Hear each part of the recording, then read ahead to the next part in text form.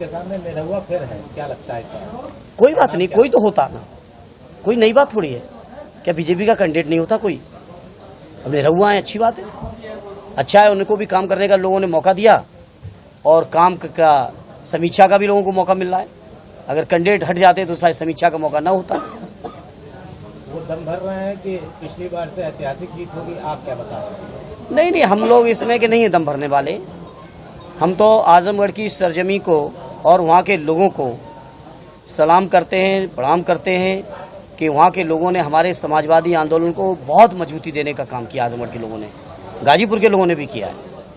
और आजमगढ़ जैसी शानदार सरजमी जहाँ से सदैव नेताजी स्वयं सांसद रहे, आदरणीय अखिलेश यादव जी सांसद रहे हों, उन लोगों से पहले, हमारे बड़े नेताओं से भी पहले स्वर्गीय चंद्रजीत जी, स्वर्गीय राम नरेश जी वहाँ से सांसद रहे हों, स्वर्गीय राम बच्चन जी की कर्मभूमि रही हो, तो वो शानदार सरजमी है समाजवादियों की। एक बार बुआ जी अलग लड़ रहे हैं, अब लड़ रही तो लड़ सकती है, वो तो फैसला उनका है, उसके बाद क्या असर आएगा?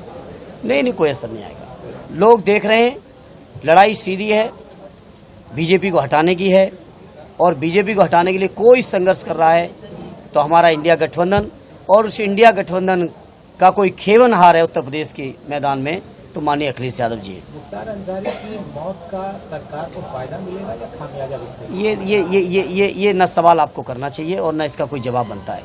हम संवेदनशील इंसान हैं, हम उस विचारधारा के नहीं हैं जो इस तरह की घटनाओं में राजनीतिक गुरदोष या फायदे नुकसान नापे।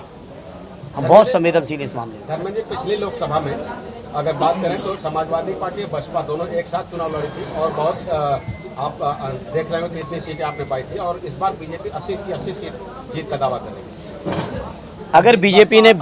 अगर बीजेपी के दावों को आप इतना गंभीरता से लेते हैं मेरे पत्रकार साथी, तो आप बीजेपी के उस दावे को भी गंभीरता से लीजिए और उसका हिसाब किताब भी लीजिए, राजनीतिक व्यक्ति का या राजनीतिक दल का या उनकी घोषणा पत्र का या दावों का, जिसमें उन्होंने कहा था कि हर साल 2 करोड़ रोजगार देंगे। आखिर बीजेपी के उन दावों का क्या हुआ? जिन दावों में बीजेपी ने कहा था कि किसानों की आमदनी हम दूनी करेंगे, उन दावों का क्या हुआ? जिन दावों में बीजेपी के लोगों ने कहा था हम महंगाई कम कर देंगे, पेट्रोल डीजल का दाम बहुत नीचे ले आएंगे, क्या वो दावे सच हो गए? बीजेपी के लोगों ने ही कहा था, उस समय के प्रधानमंत्री आदरणीय डॉक्टर मनमोहन सिंह जी का अपमान करते हुए कहा था, उनका अपमान करते हुए कहा था कि माननीय प्रधानमंत्री जी की उम्र की तरह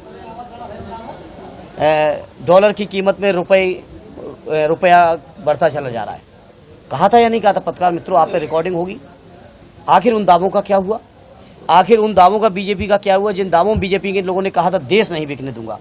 मैं बीजेपी के जो भी साथी हों उनसे पूछना चाहता हूं, और आप लोग कोई पूछ सकें तो पूछिएगा, मेरे नाम से पूछिएगा कि आखिर देश बिकने की बीजेपी की परिभाषा क्या थी।